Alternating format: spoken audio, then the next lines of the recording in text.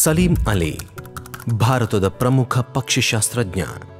ಅವರನ್ನು ಭಾರತದ ಪಕ್ಷಿ ಮನುಷ್ಯ ಎಂದೇ ಕರೆಯಲಾಗುತ್ತದೆ.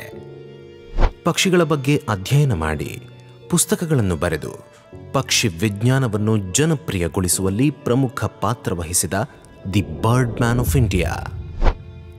ಸಲೀಂ ಅಲಿ ಅವರ ಮೂಲ ಹೆಸರು ಸಲೀಂ ಮೊಹಿಯುದ್ದೀನ್ ಅಬ್ದುಲ್ ಅಲಿ. ಮುಂಬಯಿಯ ಮಧ್ಯಮ ವರ್ಗದ ಕುಟುಂಬದಲ್ಲಿ ಜನಿಸಿದರು. ಇವರ ತಂದೆ ಮೊಹಿಸುದ್ದೀನ್, ತಾಯಿ ಝೀನತ್ ಉನ್ನಿಸಾ. ಈ ದಂಪತಿಯ 9ನೇ ಮತ್ತು ಕೊನೆಯ ಮಗುವಾಗಿ ನವೆಂಬರ್ 12, 1896ರಂದು ಜನಿಸಿದರು. 1 ವರ್ಷದ ಎಳೆಯ ವಯಸ್ಸಿನಲ್ಲಿ ತಂದೆಯನ್ನು, 3ನೆಯ ವರ್ಷದಲ್ಲಿ ತಾಯಿಯನ್ನು ಕಳೆದುಕೊಂಡ ಬಾಲಕ ಸಲೀಂ ಅನಾಥರಾಗುತ್ತಾರೆ. ತಬ್ಬಲಿ ಮಗುವಿನ ಲಾಲನೆ ಪಾಲನೆಯ ಹೊಣೆಯನ್ನು ಮಕ್ಕಳಿಲ್ಲದ ಸೋದರ ಮಾವ ಅಮರುದ್ದೀನ್ ತ್ಯಾಬ್ಜಿ ಮತ್ತು ಅತ್ತೆ ಹಮೀದಾ ಬೇಗಂ ವಹಿಸಿಕೊಳ್ಳುತ್ತಾರೆ. ದಿನ ಕಳೆದಂತೆ ಶಿಕಾರಿಯಲ್ಲಿ ಆಸಕ್ತಿ ಇದ್ದ ಸೋದರ ಮಾವನ ಜೊತೆಗೂಡಿ ಪುಟ್ಟ ಬಾಲಕ ಸಲೀಂ ಶಿಕಾರಿಗೆ ಹೋಗ್ತಾ ಇದ್ರು. ಇದೇ ವೇಳೆ ಸಲೀಂ ಅಲಿ ಅವರಿಗೆ ಪಕ್ಷಿಗಳ ಸಂರಕ್ಷಣೆಯ ಕುರಿತು ಆಸಕ್ತಿ ಬಂತು. ಬಾಲ್ಯದಲ್ಲಿ ತುಂಟಾಟ ಮಾಡ್ತಾ ಇದ್ದಂಥ ಇವರು 10 ವರ್ಷ ಇದ್ದಾಗ ತನಗೆ ಸಿಕ್ಕ ಆರ್ಗನ್ನಿಂದ ಗುಬ್ಬಚ್ಚಿಗೆ ಹೋಲುವ ಚಿಕ್ಕ ಹಕ್ಕಿಯನ್ನು ಹೊಡೆದು ಉರುಳಿಸಿದ್ರಂತೆ. ಆಗ ಇವರ ಮನ ಕರಗಿ ಸತ್ತ ಪಕ್ಷಿಯನ್ನು ತನ್ನ ಸೋದರ ಮಾವನ ಹತ್ರ ಕೊಂಡೊಯ್ಯುತ್ತಾರೆ. ಗುಬ್ಬಚ್ಚಿಯಂತೆ ಕಂಡರೂ ಹಳದಿ ಕೊರಳನ್ನು ಹೊಂದಿ ಕೊಂಚ ಬೇರೆ ರೀತಿಯ ಹಕ್ಕಿಯಂತೆ ಕಂಡಿದ್ದರಿಂದ ಸೋದರ ಮಾವ ಅದನ್ನು ಗುರುತಿಸಲು ಸಾಧ್ಯವಾಗಲಿಲ್ಲ. ಕೊನೆಗೆ ಈ ಹಕ್ಕಿ ಮತ್ತು ಸಲೀಂರ ಜೊತೆ ಬಾಂಬೆ ನ್ಯಾಚುರಲ್ ಹಿಸ್ಟ್ರಿ ಸೊಸೈಟಿಯ BNHS ಸೆಕ್ರೆಟರಿ WS ಮಲ್ಲಾರ್ಡ್ರ ಬಳಿ ಹೋಗ್ತಾರೆ. ಆಗ ಅದು ಅಪರೂಪದ ಹಳದಿ ಕೊರಳಿನ ಗುಬ್ಬಚ್ಚಿ ಎಂದು ತಿಳಿಯುತ್ತದೆ. ಇಲ್ಲಿಂದ ಸಲೀಂ ಅಲಿ ಅವರಿಗೆ ಪಕ್ಷಿಗಳ ಬಗೆಗಿನ ಕುತೂಹಲ ಹೆಚ್ಚಾಯಿತು.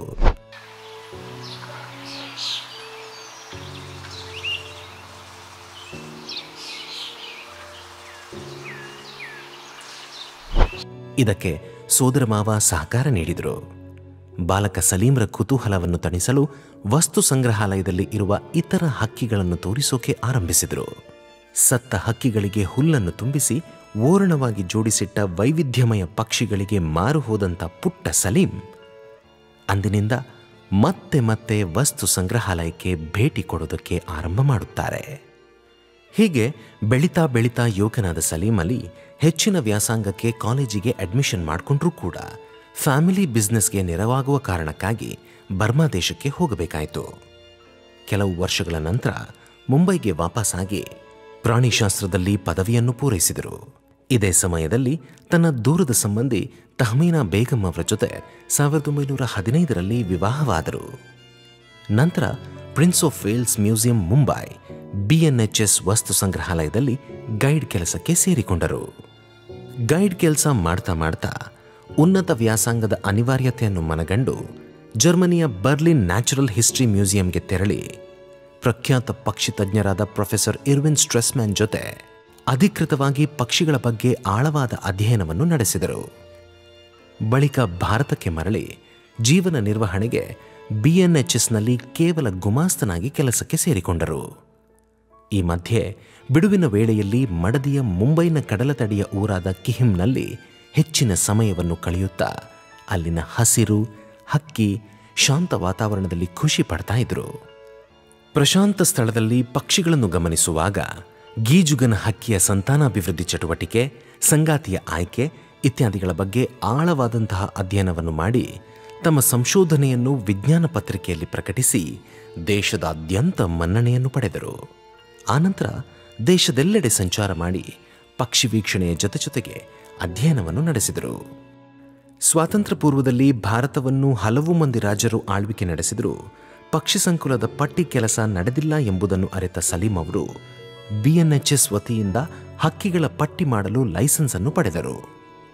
ಇದರ ಫಲವಾಗಿ 2 ದಶಕಗಳವರೆಗೆ ಹೈದರಾಬಾದ್, ಕೊಚ್ಚಿನ್, ಇಂದೋರ್, ಗ್ವಾಲಿಯರ್, ಭೋಪಾಲ್, ಮೈಸೂರು ಮತ್ತು ಬೇರೆ ಕೆಲವು ರಾಜ್ಯದಲ್ಲಿ ಅಲೆಮಾರಿಯಂತೆ ದೇಶದ ಮೂಲೆ ಮೂಲೆ ಅಡ್ಡಾಡಿ ಎಲ್ಲ ಕಾಡು ಮೇಡುಗಳಲ್ಲಿ ಸುತ್ತಾಡಿ ಹಕ್ಕಿಗಳ ಪಟ್ಟಿಯನ್ನು ಸಿದ್ಧಪಡಿಸಿದರು.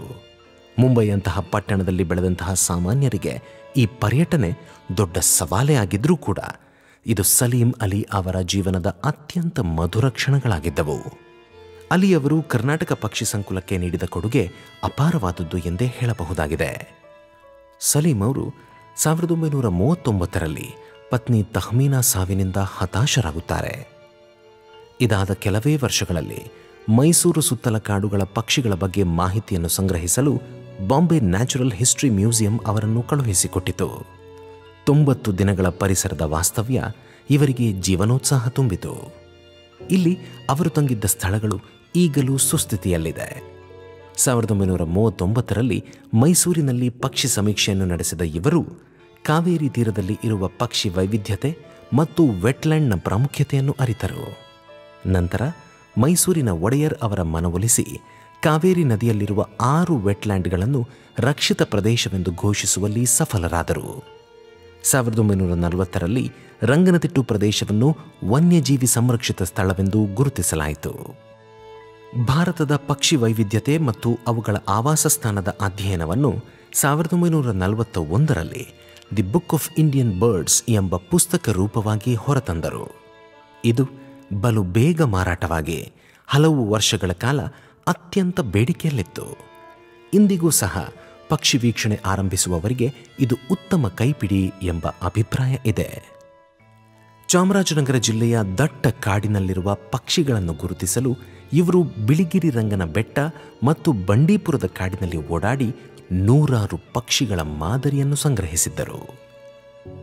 ಪಕ್ಷಿಗಳ ಅಧ್ಯಯನ ಮಾಡುವುದಕ್ಕಾಗಿ 6 ತಿಂಗಳ ಖರ್ಚಿಗಾಗಿ 4,000 ರೂಪಾಯಿ ನೀಡುವಂತೆ ಸಲೀಂ ಅಲಿ ಅವರು ದಿವಾನ್ ಮಿರ್ಜಾ ಇಸ್ಮಾಯಿಲ್ಗೆ ಮನವಿಯನ್ನು ಸಲ್ಲಿಸಿದ್ದರು.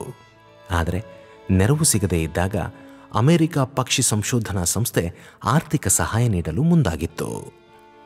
ಪಕ್ಷಿಗಳ ಅಧ್ಯಯನಕ್ಕಾಗಿ ಸಲೀಂ ಅವರು ಬೈನಾಕ್ಯುಲರ್ ಬಳಸ್ತಾ ಇದ್ರು. ತಮ್ಮ ಜೊತೆಗೆ ಸಹಾಯಕರನ್ನು ಕರೆದುಕೊಂಡು ಹೋಗ್ತಾ ಇದ್ರು. ಗಮನಿಸಿದ ಹಕ್ಕಿಗಳ ವಿವರಗಳನ್ನು ಪ್ರತಿದಿನ ಡೈರಿಯಲ್ಲಿ ದಾಖಲಿಸುತ್ತಿದ್ದರು. ಪಕ್ಷಿಗಳ ಮಾದರಿ ಸಂಗ್ರಹಿಸಲು ಮಡ್ಗನ್ ಬಳಸ್ತಾ ಇದ್ರು.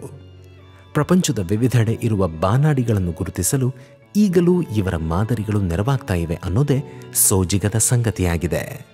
ತೆಳು ದೇಹ, ಹದ್ದಿನ ಕಣ್ಣು, ನೀಳ ಮೂಗಿನ, ಚೊಚ್ಚು ಬಾಯಿಯ, ನಿಷ್ಕಲ್ಮಶ ನಗುವಿನ ಸಲೀಂ ಅಲಿ ಅವರು ಎಷ್ಟೆಲ್ಲ ಕೀರ್ತಿ, ಗೌರವ, ಪ್ರಶಂಸೆಗೆ ಪಾತ್ರರಾದರೂ ಅವರ ಮನಸ್ಸು ಇನ್ನೂ 10 ವರ್ಷದ ಬಾಲಕನಷ್ಟೇ ಮುಗ್ಧವಾಗಿತ್ತು. ತಮ್ಮ ಇಳಿ ವಯಸ್ಸಿನಲ್ಲೂ ಕುತೂಹಲ, ಉತ್ಸಾಹ ಹಾಗೇ ಇತ್ತು. ಇವರ ಸಂಶೋಧನೆ ಕೇವಲ ಪಕ್ಷಿ ಸಂಕುಲಕ್ಕೆ ಮಾತ್ರ ಸೀಮಿತವಾಗದೆ ಪ್ರಕೃತಿಯನ್ನು ಸಂರಕ್ಷಿಸುವಲ್ಲಿಯೂ ಬಹುವಾಗಿ ಶ್ರಮಿಸಿದ್ದಾರೆ. ಅವರ ಅತ್ಯಮೂಲ್ಯ ಕೊಡುಗೆಯ ಪ್ರತಿಫಲವಾಗಿ ಹಲವು ಅಂತಾರಾಷ್ಟ್ರೀಯ ಪುರಸ್ಕಾರಗಳು ಇವರಿಗೆ ಲಭಿಸಿದೆ. ಹಾಗೆಯೇ ಭಾರತ ಸರ್ಕಾರ ಪದ್ಮಭೂಷಣ ಮತ್ತು ಪದ್ಮವಿಭೂಷಣದಂತಹ ಉತ್ಕೃಷ್ಟ ಪುರಸ್ಕಾರದೊಂದಿಗೆ ಸಲೀಂ ಅಲಿಯವರನ್ನು ಸನ್ಮಾನಿಸಿದೆ. ಹೀಗೆ ಒಮ್ಮೆ ಒಂದು ಕಡೆ ಪ್ರಶಸ್ತಿಯಾಗಿ ದೊರೆತ 5 ಲಕ್ಷ ರೂಪಾಯಿಗಳನ್ನು BNHSಗೆ ಕೊಡುಗೆಯಾಗಿ ನೀಡಿ ಉದಾರತೆಯನ್ನು ಮೆರೆದಿದ್ದರು. ತನ್ನ ವಿಶಿಷ್ಟ ಮನೋಭಾವದ ಮೂಲಕ ದೇಶದ ಗಮನ ಸೆಳೆದ ಸಲೀಂ ಅಲಿ ಅವರು ಪಕ್ಷಿಪ್ರಿಯರ ಸಾಮ್ರಾಜ್ಯವನ್ನೇ ಕಟ್ಟಿದ್ದರು.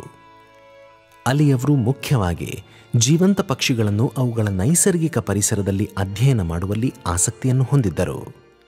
ಇವರು ಹಲವಾರು ಜರ್ನಲ್ ಲೇಖನಗಳು, ಜನಪ್ರಿಯ ಮತ್ತು ಶೈಕ್ಷಣಿಕ ಪುಸ್ತಕಗಳು ಮತ್ತು ಫೀಲ್ಡ್ ಗೈಡ್ಗಳನ್ನು ಬರೆದಿದ್ದಾರೆ. ಭಾರತೀಯ ಪಕ್ಷಿಗಳ ಪುಸ್ತಕ ಇನ್ನೂ ಮೊಳಕೆಯೊಡೆಯುವ ಮತ್ತು ಅನುಭವಿ ಪಕ್ಷಿಪ್ರಿಯರಿಗೆ ಬೈಬಲ್ ಆಗಿ ಉಳಿದುಬಿಟ್ಟಿದೆ. ಭಾರತದಲ್ಲಿ ಪಕ್ಷಿಗಳ ಅಧ್ಯಯನವನ್ನು ಜನಪ್ರಿಯಗೊಳಿಸುವಲ್ಲಿ ಅವರು ಪ್ರಮುಖ ಪಾತ್ರ ವಹಿಸಿದ್ದಾರೆ. ಪಕ್ಷಿ ಪ್ರಪಂಚವನ್ನು ತೆರೆದಿಟ್ಟ ಖ್ಯಾತ ಪಕ್ಷಿಪ್ರೇಮಿ ಸಲೀಂ ಅಲಿ ಅವರ ಜನ್ಮದಿನವನ್ನು ನವೆಂಬರ್ 12ರಂದು ಆಚರಿಸಲಾಗುತ್ತದೆ. ಅಲಿ ಅವರು ಬರ್ಡ್ ಮ್ಯಾನ್ ಆಫ್ ಇಂಡಿಯಾ ಎಂದೇ ಚಿರಪರಿಚಿತರು. ಅಲಿ ಅವರ ಜನ್ಮ ದಿನಾಚರಣೆಯ ಸವಿನೆನಪಿಗಾಗಿ ಪ್ರತಿ ವರ್ಷ ವಿವಿಧ ಪಕ್ಷಿ, ಪರಿಸರ ಸಂಬಂಧಿ ಕಾರ್ಯಕ್ರಮಗಳನ್ನು ಬಾಂಬೆ ನ್ಯಾಚುರಲ್ ಸೊಸೈಟಿ ಹಮ್ಮಿಕೊಳ್ಳುತ್ತದೆ. ಹೀಗೆ ಪಕ್ಷಿ ತಜ್ಞ, ಸಜ್ಜನಿಕೆಯ ಮೂರ್ತಿಯಾಗಿ ಗುರುತಿಸಿಕೊಂಡಿದ್ದ ಸಲೀಂ ಅಲಿ ಅವರು ತಮ್ಮ 90ನೆಯ ಇಳಿ ವಯಸ್ಸಿನಲ್ಲಿ ಜೂನ್ 20, 1982ರಂದು ಈ ಲೋಕದ ಯಾತ್ರೆಯನ್ನು ಮುಗಿಸಿದರು. ಸಲೀಂ ಅಲಿ ಅವರು ತಮ್ಮ ಅಪ್ರತಿಮ ಪ್ರತಿಭೆಯ ಮೂಲಕ ಜೀವ ಪ್ರೇಮದ ಹೊಸ ಪಾಠವನ್ನು ಸಮಾಜಕ್ಕೆ ಧಾರೆ ಎರೆದು ಕಣ್ಮರೆಯಾದರು. ಈ ವಿಡಿಯೋ ಇಷ್ಟವಾಯಿತಾ? ಲೈಕ್ ಮಾಡಿ, ಶೇರ್ ಮಾಡಿ, ಸಬ್ಸ್ಕ್ರೈಬ್ ಮಾಡಿ.